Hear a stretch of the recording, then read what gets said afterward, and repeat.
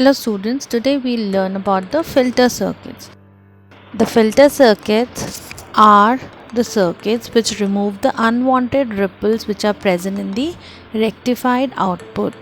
Now the output obtained by the rectifier is pulsating DC as we have already seen, but it still has some AC components present which are called as ripples. So to obtain a pure DC we require a filter, as our electronic components require pure DC for their working.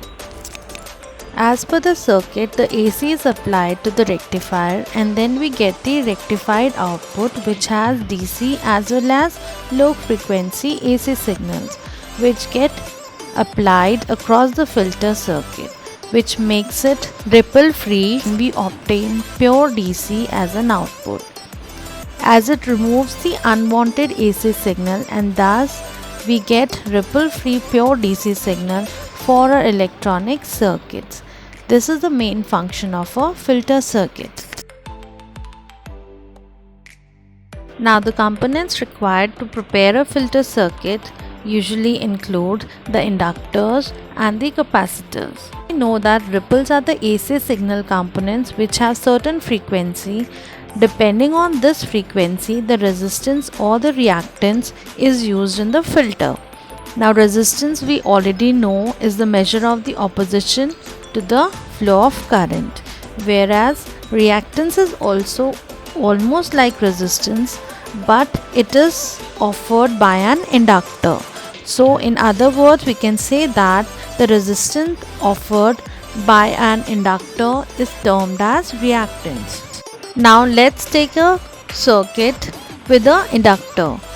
Now the resistance offered by inductor is represented by XL, and as you can see, XL is 2 pi FL, where F stands for the frequency which is measured in Hertz and L stands for inductance which is measured in Henry. Now let us understand what happens when we apply a DC signal which has a frequency of absolutely zero value. So XL becomes 0. So it will offer no opposition to the flow of current, meaning that inductor will allow the DC signal to pass easily or flow easily through it. Whereas when we apply AC signal which has a frequency, and then we know that XL will reach a higher value, indicating that inductor will offer high resistance to the AC signal. That is, it will filter out or block out the AC signal. So whenever inductor is connected in series with the load resistance, it will give us pure DC output and it will block out the AC ripples. Thus the name given as inductive filter. Now let us see the other component, that is the capacitor. Here the capacitive reactance can be represented by Xc, and that is equal to 1 upon 2 pi Fc. When we apply DC signal, then Xc value becomes 1 upon 0 and that is equal to infinity, thus indicating that capacitive reactance will offer high resistance for the DC signal to pass, and hence DC signal will be blocked across. Now when we apply AC signal, that is the ripples present in the rectified output, then the capacitive reactance will be 0. Thus we can say that AC signal will easily be allowed to pass through. So this indicates that whenever in a capacitive filter DC signal is applied, it will offer infinite reactance and it will filter out the DC signal, whereas AC ripples with high frequency when applied with the capacitor filter will give capacitive reactance as 0 and it will allow the AC signal to pass through it.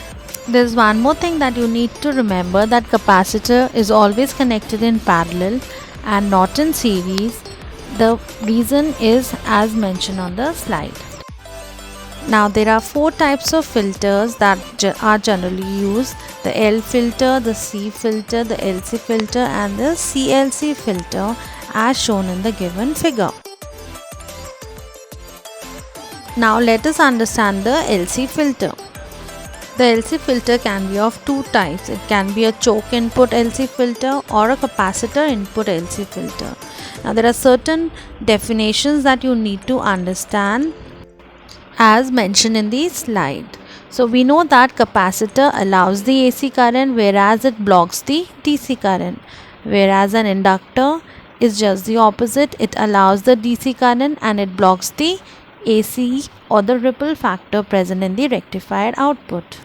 Now let's see the working of the choke input LC filter. Now the circuit consists of the choke connected in series and the capacitor connected in parallels. Now L itself represents the choke and the C is representing the capacitor.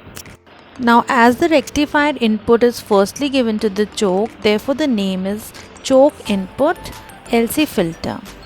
Now the AC supply is applied to the rectifier and the rectifier gives pulsating output, that is a combination of DC with some alternating current or the ripple factor. When this rectified output passes through the choke, then it is filtered. That is, it allows the direct current and blocks the AC signal present.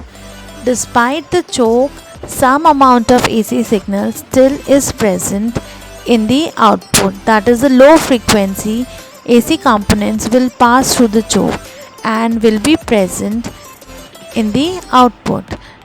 Now further on, the obtained DC components and some of the AC components will pass through the capacitor that is present in parallels in the circuit.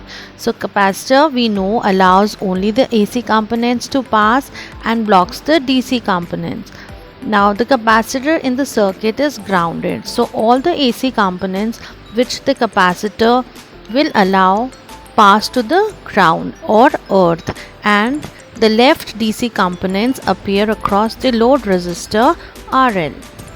Thus, we see that this choke input LC filter improves the rectified voltage and removes the AC components, and thus we get better output across the load. Now let us see the capacitor input LC filter. Since in this filter the rectified output is applied across the capacitor, hence the name given as capacitor input LC filter. Now in this filter the AC supply is applied to the circuit, which will give us rectified signal consisting of pulsating DC, that is DC components, and low frequencies AC signals, which are known as ripples, as we already know. This voltage is then applied across the capacitor. Now we know that capacitor only allows the AC components and blocks the DC components. So the capacitor we know is grounded as well, and hence all the AC signal which passes through the capacitor goes to the ground and gets grounded. But some AC components still remain, so we get an output which has the DC components and some of the AC components out of the capacitor, which will flow through the choke, which is now in series in the given circuit. Now we know that choke allows DC and blocks the AC signal. Thus all the left out AC components will be blocked. Thus we get a better DC output which appears across load resistor RL. Thus both the filters are helpful in giving better DC output across our loads. The advantage of LC filters is that you get the better DC output, but it also has certain disadvantages, which are that since the manufacturing cost of the inductor is high and it has a huge size, so IC voltage regulators are generally used with them, which reduces the ripples present in the output and hence give constant DC voltage. So hopefully you would have understood the working of the LC filters.